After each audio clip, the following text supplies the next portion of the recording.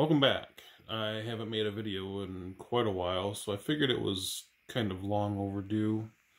I haven't even made any Star Citizen videos. I just haven't been, I guess inspired. It's been winter and kind of drowsy. I've been sleeping a lot, so at any rate, I kind of wanted to put something together and talk about maybe some D&D and Star Citizen, maybe, I don't know. But at any rate, I did end up, this winter, I put together my kind of game room.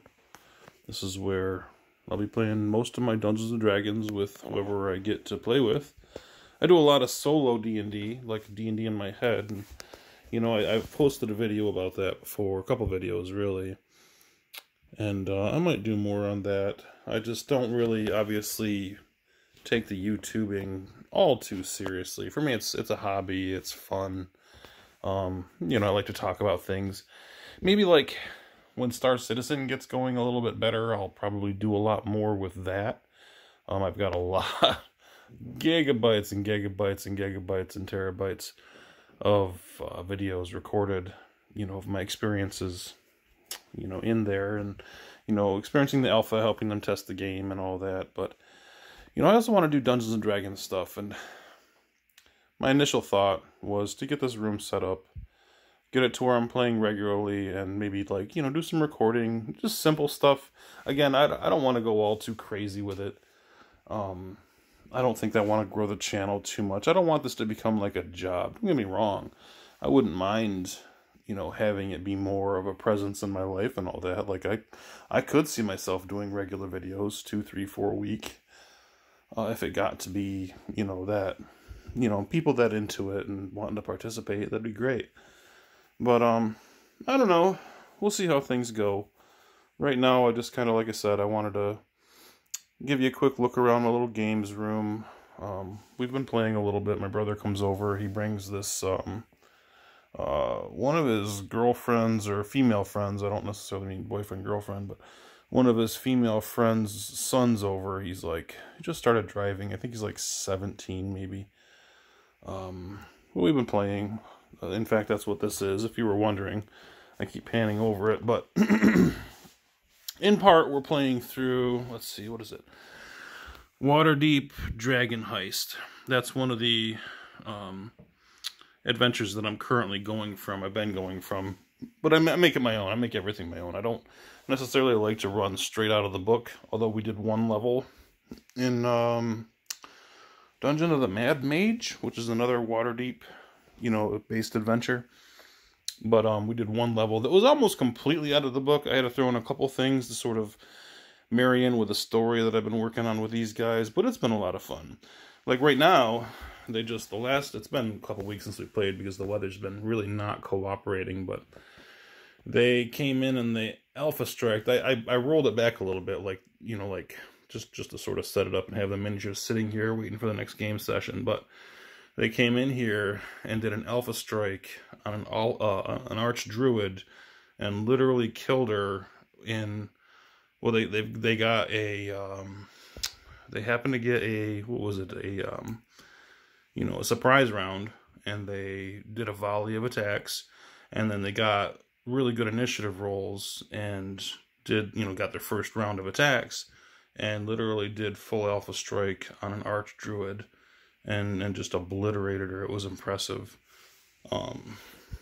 So that's where we're at right now. Like that,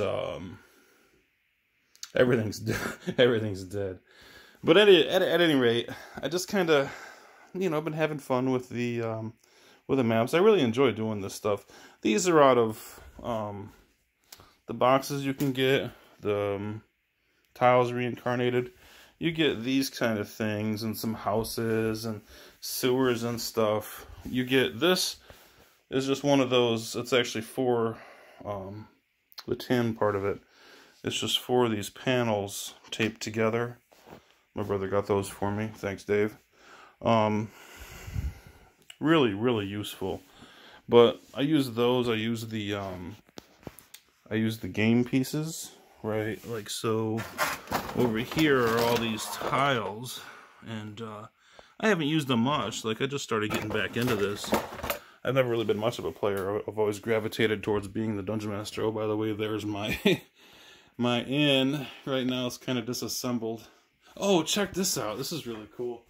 Let me turn this light on. A little bit better light. These I really like. And yeah, call me a dork. I don't care. I like plushies. And over the past couple years, I've been slowly collecting a bunch of these Kid Robot Dungeons and Dragons plushies. They're all D&D. Like, right there's Kang from from The Simpsons. I got Cookie Monster. You know, but like there's an Intellect Devourer. Oh, check this out. Babyface Hugger. You know, I keep them in the bags because I don't like dust on them. You know what I mean? And they probably retain a little value. Not that I'd ever really sell them, but, you know. Anyway, plushes are fun, and I like them. I got more coming, and I'm looking forward to getting those. But anyway, so, yeah, my game room. I hope you like it. It's kind of fun. Oh, check this out. Something I wanted to show you, too. So I do my brother got me, well, it's his, but he leaves it here, a 3D printer. So I've printed a bunch of, no, not that. Where are they? Yeah. So, bunch of 3D printed crap. These, I figured out how to do mine's not a 2-color printer. So I just sort of stop half print, change the color so I can make dual colored stuff. But I've been getting into 3D color printing, and we have it set up to where it creates those, I forget what they're called, rafts or whatever, so it's almost like wasted plastic. But the cool thing is figured out how to stand my trees up, because when I bought these little trees, they only came with that the brown bit and the green bit, you know. That white section is one of the rafts for my 3D print, basically disposed plastic, garbage plastic. That I'm using kind of like, I don't know, makes sort of like good shadows. Like, if you're inside that, you're in a shadow. If you're not, you're not. Or, you know, just as a good, you know, stability. Because they don't fall over, which is great. But anyway, you know, I wanted to show off my my little game room. And this is what I've been collecting and working towards for quite a while. I still got some work to do. Like, I'm probably going to put a TV on that wall. Put some action figures up. But, you know, I don't know. Also, I wanted to talk about this. Excuse me. I really am pleased with the new 5e books. And I know they're 5e because in the front of the book it says that it's, you know, just 2024 5e Dungeons and Dragons. And, that's just like the freaking polyurethane or whatever on the wood. I wish I could figure out how to scrape that off. I don't like it. At any rate, Dungeon Master is amazing. The DMG, dude, this is the best Dungeon Master book ever. Like, it's even got Greyhawk in it. Like, the campaign setting. It's got the whole campaign setting of Greyhawk in the Dungeon Master's Guide. You can't ask for more than that. Not to mention everything else. I mean, I'm impressed. Really happy with these. I'm looking forward to the Monster Manual. In fact, that's one of the big things that I like to collect are Monster Manuals. Like, I think these are 4th edition. I don't use them for anything other than, like, lore. But I've got a couple of the 2nd edition old binder type Monster Manuals. I got the Pathfinder 1st edition Bestiary. I just like to... This is one of my favorites, the Fiend Folio. When I was a kid, I had that. And just the art alone inspired me to stay with D&D my whole life. There's a lot of really good stuff in my collection that I'm happy to have and very pleased about. Oh, yeah. The Branson, the original Spelljammer. The new ones, well, I'm not... I guess my complaint with Wizards of the Coast and what they did with Dungeons and Dragons, for me it became too frou-frou. And I know they're trying to expand the audience, but a lot of their actual audience is old fogies like me. You know, guys that survived the Satanic Panic. And that's kind of why I like my 1st edition stuff, because it was before they got rid of all the demons and devils and reworked the Outer Planes and all that. I don't know. Anyway, I just wanted to babble. Oh, I haven't talked about Star Citizen. So, yeah, Star Citizen's not in a very good place. I haven't been playing it very much. I still love it, but... Oh, listen to this. A year ago, they had screwed me out of something. Kind of turned me against... Not against the project, which sort of like burned me. And literally a year later, they finally fixed it, so...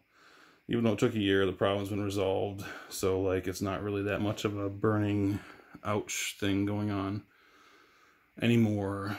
But, I still play it. Right now, it's in a bad spot. They came out with the next, you know, edition, like, of the game, version 4.0.